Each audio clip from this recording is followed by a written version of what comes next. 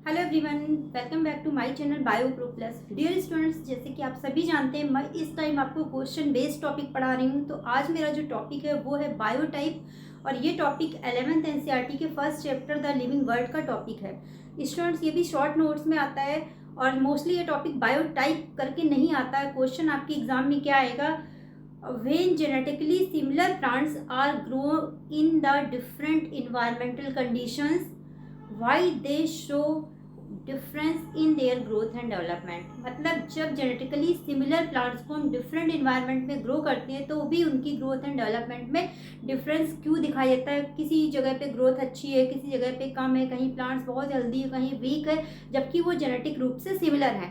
तो ये क्वेश्चन आता है और इसको दूसरी तरह से क्वेश्चन क्या बायोटाइप करके भी आता है। तो व्हाट आर द बायोटाइप, तो मैं आपको बायोटाइप की डेफिनेशन बताऊंगी। बायोटाइप क्या है? A group of genetically similar plants showing similarity when grown in same environment and geographical region। a group of genetically similar plant यानी genetically similar plants जो कि जब सेम इन्वायरमेंट में ग्रो किए जाते हैं तो सिमिलरिटी को शो करते हैं। मतलब when genetically similar plants grow in the same environment they show the same characters और same growth and development. Means अगर जेनेटिकली सिमिलर प्लांट्स को हम सेम इन्वायरमेंट पे ग्रो करते हैं तो वो सभी एक जैसा परफॉर्मेंस देते हैं। ओवरऑल इसका मीन ये है, आप सपोज आप मान लीजिए आपके पास 100 प्लांट्स हैं जो कि जेनेटिकली सिमिलर हैं, बिल्कुल जेनेटिक रूप से इक्वल हैं, और आप उनको किसी फील्ड में या किसी ग्लोबल ग्रीन हाउस में या किसी मैन मेड जो ग्रीन हाउस होते हैं उनमें या किसी ऐसी जगह पे सेट बना के 10-10 के ग्रो करते हैं। मान लीजिए 100 प्लांट्स को आप 10 ग्रुप में डिवाइड कर देते हैं और फिर उनको 10 जगह ग्रो करते हैं, लेकिन जहां भी ग्रो करते हैं उनको सेम आप कंडीशन प्रोवाइड करते हैं, सेम टाइप की सॉइल देते हैं, सेम टाइप का टेम्परेचर, सेम टाइप का पीएच, सब कुछ सेम देते हैं, तो उन जो प्लांट्स हैं उनकी परफॉर्मेंस भी सेम आती है। तो इस तरह के जो प्लांट्स होते हैं उनको बायोटाइप कहते हैं। मतलब ये प्लांट क्या होते हैं, जेनेटिकली सिमिलर होते हैं और जब सेम इन्वायरमेंट पे ग्रो किया जाता है तो सेम परफॉर्मेंस देते हैं।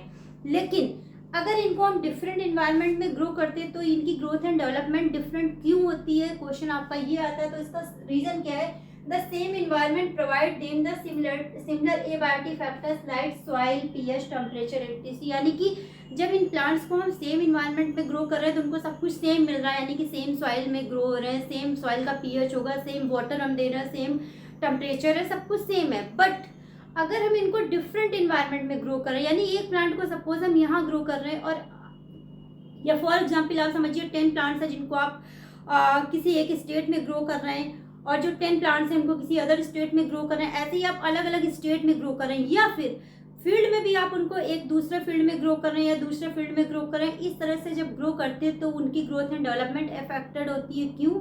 उसका रीजन ये है कि जब आप प्लांट्स को डिफरेंट इन्वायरमेंट में ग्रो करें तो उसको जो एबायोटिक फैक्टर हैं, एबायोटिक फैक्टर क्या होते हैं स्टूडेंट्स, सॉइल हो गया, टेम्परेचर हो गया, वाटर हो गया, ये उनके डिफरेंट हो जाते हैं।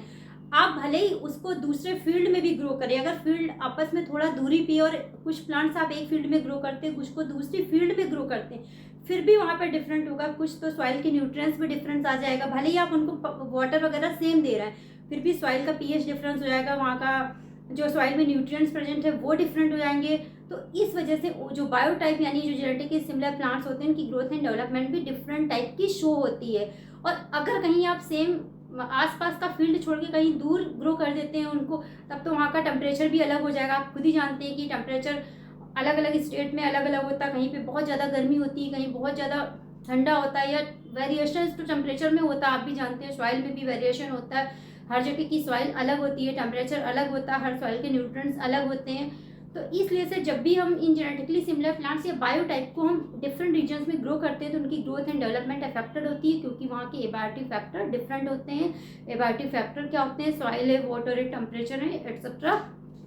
इस वजह से तो इसी वजह से क्या होता है, this brings changes in their external morphological features. तो ये जो एबायोटिक फैक्टर डिफरेंट उनको मिल रहे हैं, इससे क्या होता है, प्लांट्स की जो एक्सटर्नल मॉर्फोलॉजी होती है वो भी चेंज हो जाती है, लेकिन वो जेनेटिक रूप से सेम होते हैं। सपोज अगर आपने 100 प्लांट लगाए और उन 100 प्लांट में सब में क्रोमोसोम नंबर जो 2n है वो 16 है, तो हर जगह चाहे आप उसको किसी भी स्टेट में लगाएं, किसी भी कंट्री में लगाएं, वहां पे क्या होगा, क्रोमोसोम नंबर तो सेम होगा सबका, 16 है तो 16 ही रहेगा, लेकिन वहाँ का जो ए बायोटिक फैक्टर है उसके अकॉर्डिंग प्लांट्स की एक्सटर्नल मॉर्फोलॉजी चेंज होगी। कहीं पे प्लांट सर्वाइव करेगा, हो सकता है कहीं सर्वाइव ही ना करे, या कहीं पे प्लांट बहुत हेल्दी होगा, कहीं पे प्लांट बहुत वीक हो जाएगा, कहीं पे फ्रूटिंग बहुत अच्छी होगी, कहीं पे कम होगी, कहीं पे मिनिमम होगी, कहीं पे बिल्कुल नहीं होगी। यानी जो एक्सटर्नल फैक्टर एबायोटिक फैक्टर होते हैं वो प्लांट्स की ग्रोथ एंड डेवलपमेंट को अफेक्ट करते हैं। तो डियर गाइज, ये था आज का टॉपिक और आई होप आपको टॉपिक अच्छा लगा हो। और मेरी आपसे रिक्वेस्ट है, अगर आपको मेरे वीडियोस पसंद आ रहे हैं या आपको पढ़ने में अच्छा लग रहा है, इंटरेस्ट आ रहा है, तो प्लीज़ मेरे चैनल को ज़्यादा से ज़्यादा